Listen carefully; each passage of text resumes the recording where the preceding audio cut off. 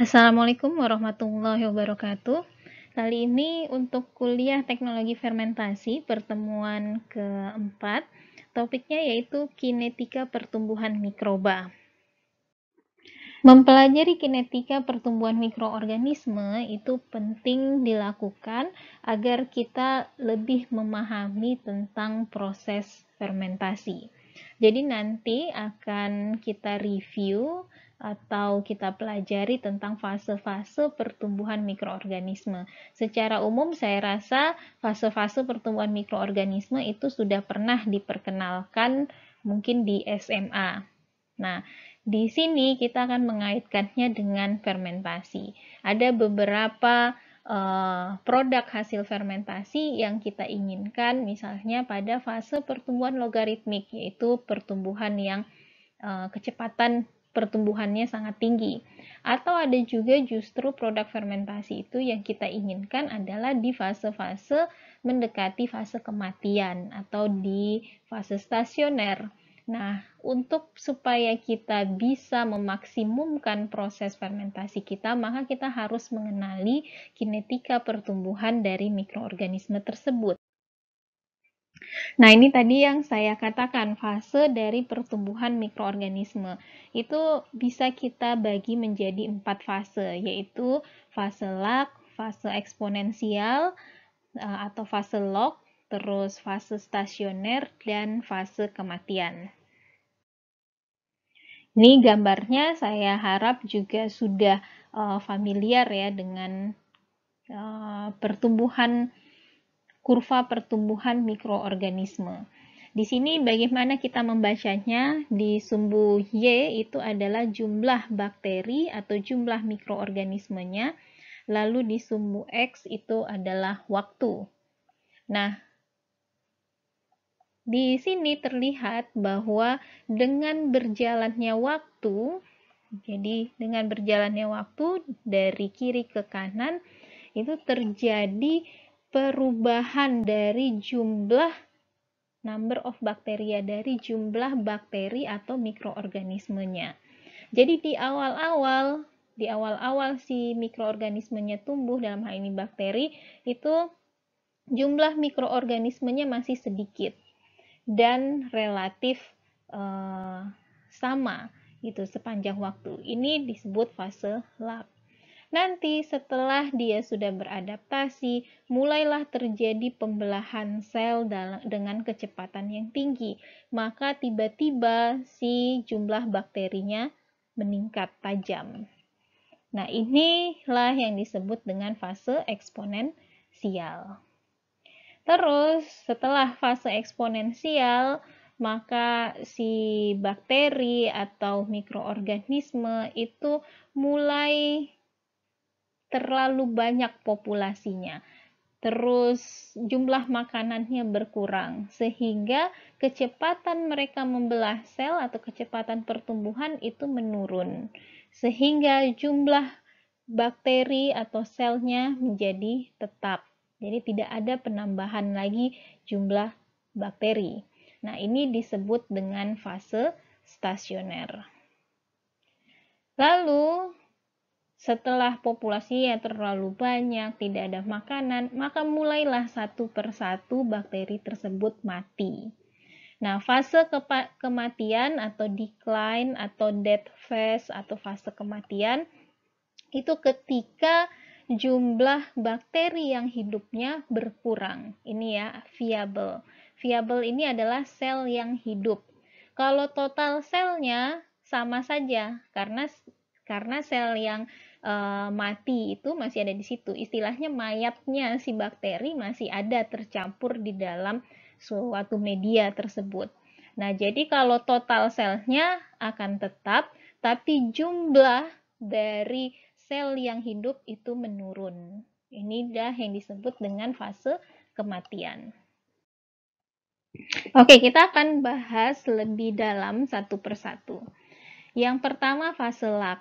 Fase lag itu adalah suatu periode adaptasi dari sel terhadap lingkungan yang baru. Jadi kalau bakteri baru ditumbuhkan di dalam suatu media, atau suatu substrat fermentasi, maka itu merupakan suatu lingkungan yang baru bagi bakteri tersebut. Maka dia perlu suatu periode adaptasi. Makanya pada masa adaptasi ini belum terjadi pembelahan sel, makanya jumlah selnya masih tetap. Terus tergantung dari proses fermentasi kultur yang kita gunakan, bisa saja tidak ada fase lag ini. Jadi dia skip fase lagnya, langsung ke fase eksponensial. Nah, panjangnya atau lamanya fase lag ini itu dia bervariasi, tapi biasanya itu ditentukan oleh kondisi dari inokulum. Inokulum ini, ingat ya, inokulum adalah mikroorganismenya. Substrat itu adalah media pertumbuhan. Jadi makhluk hidupnya inokulum, kalau tempat dia tumbuhnya disebut substrat atau media. Nah, jadi kalau kondisi inokulumnya, kondisi mikroorganismenya, ini mikroorganisme yang sehat, ketika kita masukkan ke dalam suatu substrat atau media, maka fase lagnya kemungkinan akan pendek. Jadi tidak perlu dia berlama-lama beradaptasi.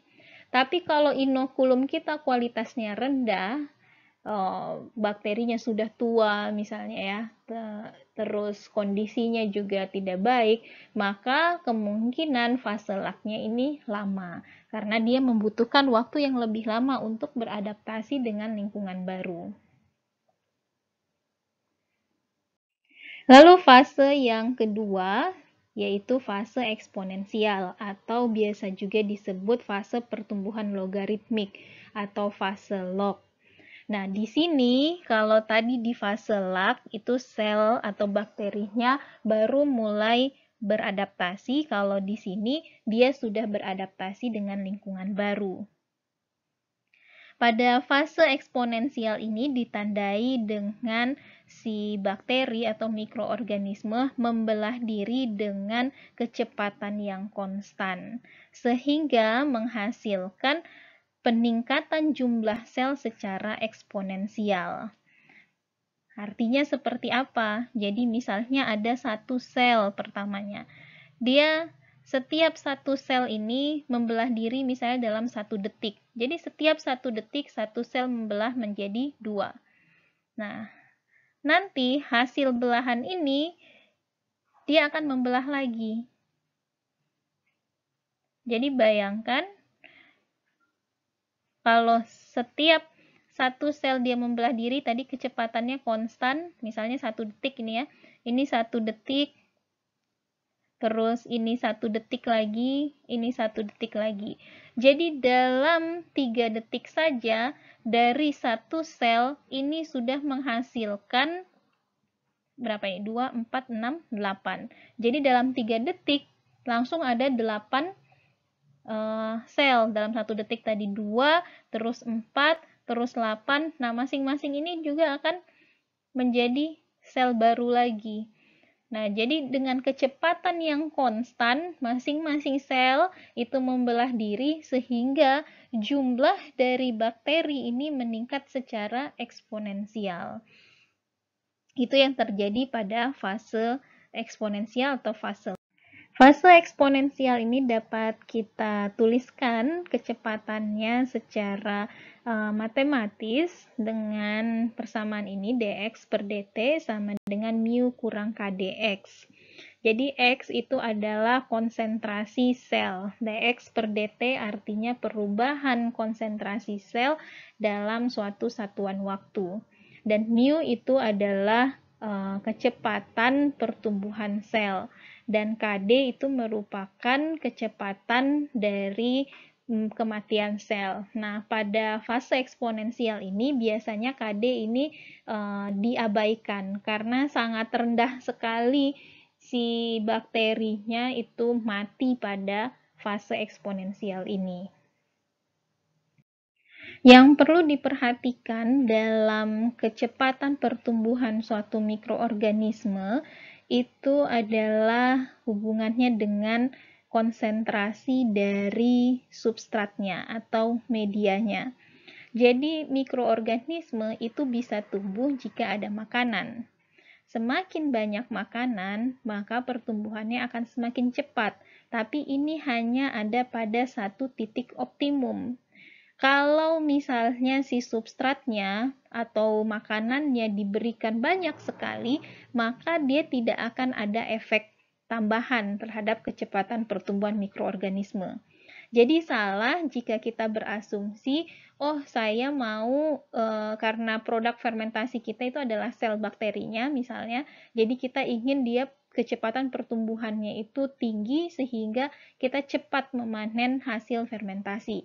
Terus kita berikan makanan sebanyak-banyaknya. Itu bisa tidak efisien. Jadi akibatnya tidak efisien. Kenapa? Bisa dilihat dari grafik di sini.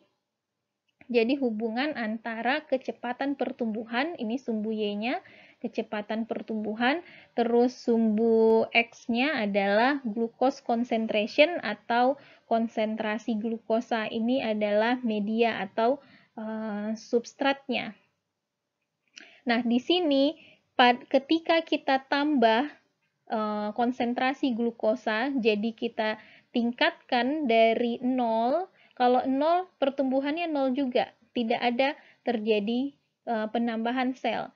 Tapi ketika kita tingkatkan dia menjadi 1 mikromolar, di sini satuannya, langsung meningkat drastis dari 0 jadi 0, ini sekitar 0,3 lah ya. Terus kita tingkatkan lagi, misalnya jadi 2 di sini. Ya, misalnya jadi 2. Nah, 2 itu juga pertumbuhannya meningkat tajam. Langsung dari tadi 0,3 sekarang jadi sekitar 0,65 lah, misalnya di situ. Nah, tapi kalau kita titik optimumnya bisa kita bilang itu ada di konsentrasi 5 mikromolar. Nah, disinilah kita dapatkan kecepatan maksimum. Kalau kita tambah lagi, karena tadi asumsinya, oh semakin banyak substrat, kecepatan pertumbuhan akan semakin tinggi, itu salah. Karena kalau kita tambah lagi 10, dia tuh sudah tidak, penambahannya itu tidak signifikan. Jadi masih juga di sekitaran 7 sel per jam misalnya. Nah, kalau tambah 15, segitu-gitu juga. Ngapain? Kita akan melakukan pemborosan, karena yang namanya substrat atau media itu suatu bahan yang kita buat, artinya kita membeli sesuatu menambah biaya produksi. Nah, kita perlu tahu di konsentrasi berapa yang optimum sehingga pertumbuhan mikroorganisme kita berada pada kecepatan maksimum. Tidak perlu terlalu banyak-banyak, ini pemborosan karena pertumbuhan mikroorganismenya juga tidak akan bertambah cepat. Pertumbuhan mikroorganisme itu juga dipengaruhi oleh beberapa faktor, yaitu misalnya penghambatan oleh substrat, penghambatan oleh produk, dan penghambatan oleh senyawa-senyawa toksik. Maksudnya bagaimana dengan kalau untuk substrat inhibition nanti dijelaskan lebih lanjut di slide berikutnya. Jadi substrat itu tidak hanya sumber makanan, tapi substrat itu juga bisa menjadi suatu bahan yang justru menghambat pertumbuhan dari mikroorganisme. Terus product inhibition, ini ketika fermentasi terjadi, mikroorganismenya kan menghasilkan suatu produk metabolismenya. Nah, produk ini bisa bersifat sebagai penghambat kalau dia misalnya berikatan dengan enzim gitu ya, di sisi baik sisi aktif maupun non aktifnya si enzim, sehingga mencegah enzim tersebut untuk mencerna media atau substrat sehingga si mikroorganismenya kekurang makanan gara-gara si produknya tadi. Nah, ini yang disebut dengan product inhibition. Kalau toxic compound inhibition, jadi dalam metabolisme si mikroorganismenya dalam proses fermentasi tersebut, kadangkala dia menghasilkan suatu senyawa-senyawa yang bersifat racun. Nah, senyawa-senyawa yang bersifat racun ini, kalau semakin banyak mikroorganismenya, semakin banyak senyawa beracun yang dihasilkan, maka senyawa beracun ini akan menghambat pertumbuhan mikroorganisme itu sendiri. Itu yang disebut dengan toxic compound inhibition. Substrat inhibition atau penghambatan oleh substrat. Jadi pertumbuhan mikroorganisme terhambat justru karena substratnya atau karena medianya. Jadi kalau misalnya medianya tadi terlalu banyak, itu dia tidak hanya pemborosan tapi juga bisa menghambat pertumbuhan mikroorganismenya. Contohnya atau yang sering terjadi itu ketika kita melakukan batch fermentation. Sebelumnya sudah dijelaskan apa itu batch fermentation, fat batch fermentation, dan continuous fermentation.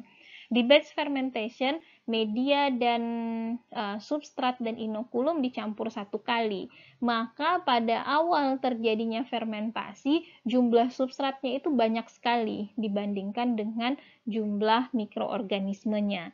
Nah, karena konsentrasinya terlalu tinggi, nah ini justru malah menghambat pertumbuhan si mikroorganismenya. Kalau misalnya kasus yang seperti ini terjadi, kita amati kalau kita pakai batch fermentation, itu justru tidak terjadi fermentasinya atau fermentasi terjadi tapi sangat lambat, maka kita mungkin perlu mengubahnya menjadi continuous atau fat batch fermentation, di mana si medianya atau substratnya kita tambahkan sedikit demi sedikit. Nah, ini ilustrasinya kenapa kok si substrat itu dia jadi malah menghambat pertumbuhan mikroorganisme. Jadi mikroorganisme dalam dia menggunakan substrat, dia menggunakan enzim. Jadi bakteri dia punya enzim, dia mengeluarkan enzim untuk mencerna substrat atau makanannya. Nah, enzim, ingat teori kunci dan gembok ya. Walaupun teori tersebut tidak terlalu tepat, tapi itu bisa menjadi pendekatan di sini. Nah, enzim itu baru bekerja kalau misalnya si substratnya bisa berikatan dengan enzimnya. Berarti bentuknya harus ketemu gitu ya, antara kunci sama gemboknya. Tapi kalau misalnya bayangkan, di sini terlalu banyak, terlalu crowded gitu ya, bertumpuk-tumpuk substratnya. Nah, tidak ada yang bisa masuk ke dalam enzimnya, sehingga sulit si mikroorganismenya mencerna makanan yang tersedia karena terlalu banyak tadi gitu. Nah, inhibisi ini ada yang kompetitif, ada yang non-kompetitif. Yang non-kompetitif maksudnya bagaimana? Kalau ada enzim, terus ada substrat, terus ada inhibitor. Inhibitor ini adalah senyawa yang menghambat terjadinya reaksi. Nah, tadi si substrat itu kan dia harus berinteraksi sama enzimnya supaya dia bisa dicerna. Yang disebut dengan penghambatan non-kompetitif adalah si inhibitornya atau penghambatnya itu dia berikatan dengan enzim tapi bukan di sisi aktifnya. Sisi aktif itu adalah sisi yang berikatan dengan substrat. Jadi ini sisi aktif, inilah yang berikatan berinteraksi nanti dengan si substratnya. Nah, ketika inhibitornya berikatan dengan atau berinteraksi dengan enzim tapi bukan di sisi aktifnya, maka itu disebut penghambatan non-kompetitif. Kalau misalnya si inhibitornya dia menggantikan substrat, dia malah nempel di bagian sisi aktifnya enzim, sehingga apa? Dia memblok, dia mencegah terjadinya interaksi antara substrat dengan enzim.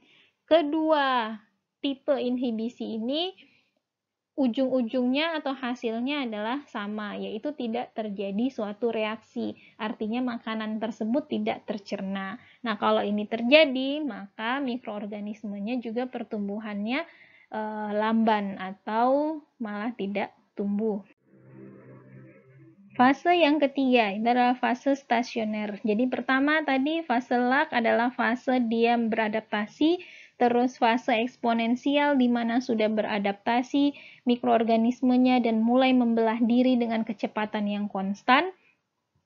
sehingga menghasilkan suatu produk terus atau senyawa-senyawa toksik gitu ya, dan substrat sudah dikonsumsi dengan jumlah yang banyak pada fase logaritmik.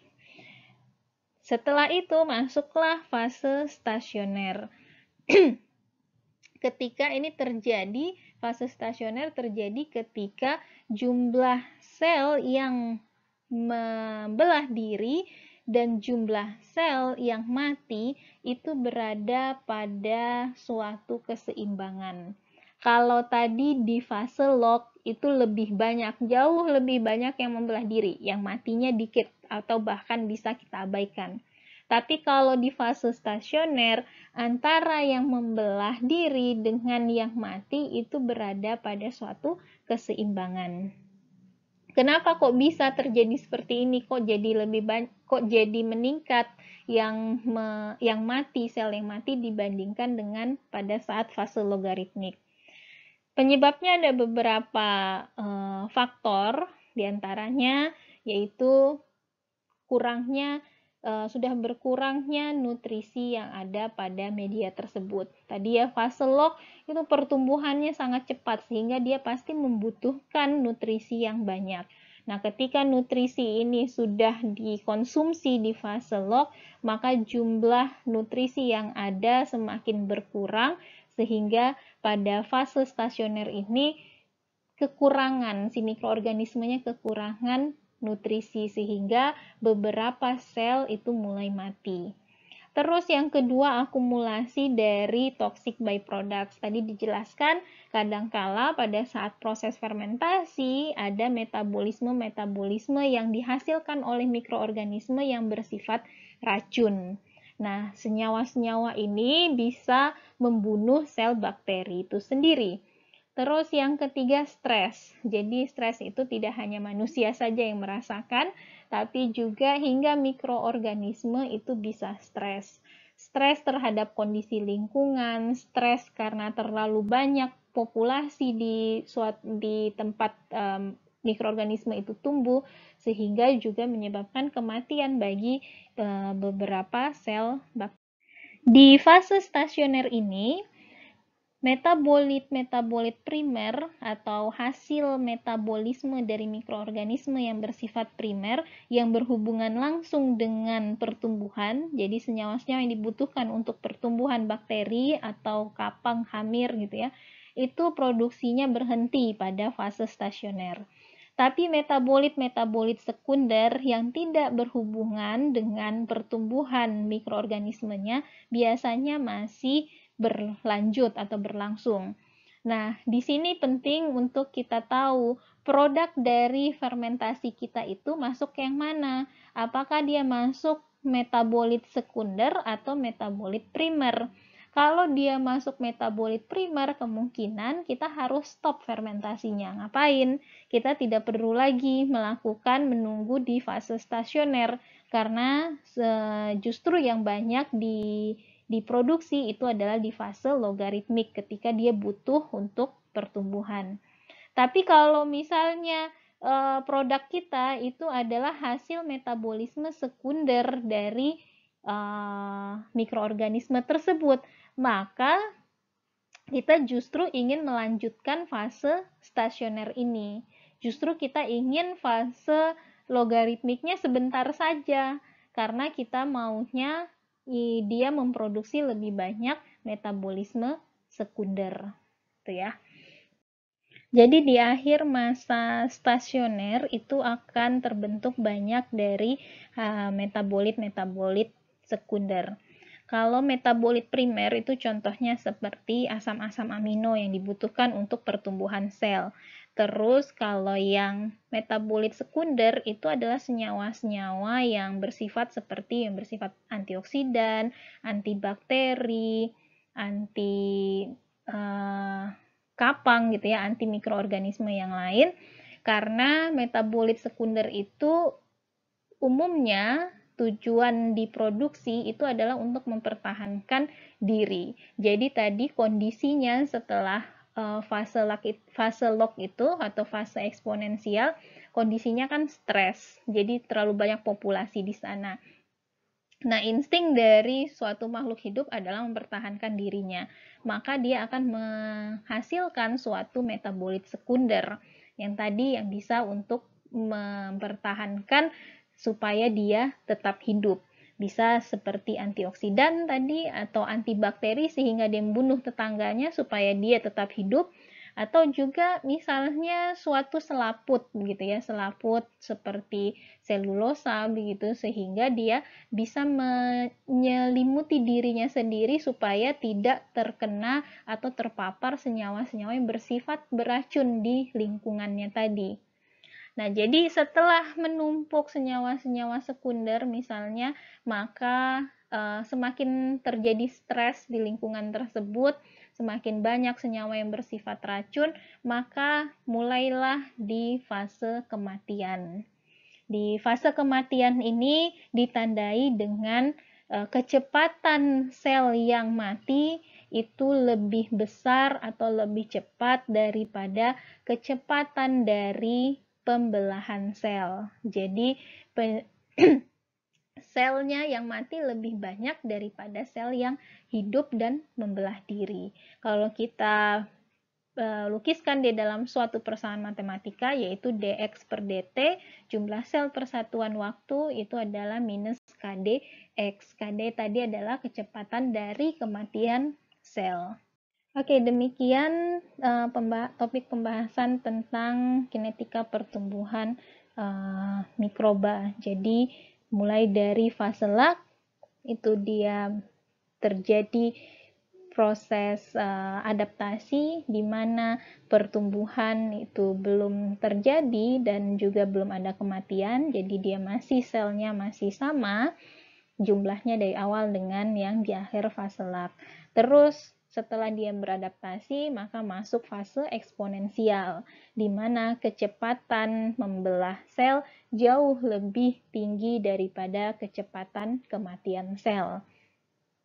Setelah di akhir fase eksponensial, terjadi stres lingkungan, jumlah populasi tinggi, makanan berkurang, maka akan terjadi fase stasioner, yaitu di mana jumlah yang kecepatan pembelahan sel itu sama dengan kecepatan kematian sel. Dan terakhir, yaitu fase kematian, yaitu ketika kecepatan kematian sel jauh lebih besar dibandingkan dengan kecepatan pembelahan sel. Terima kasih atas perhatiannya. Assalamualaikum warahmatullahi wabarakatuh.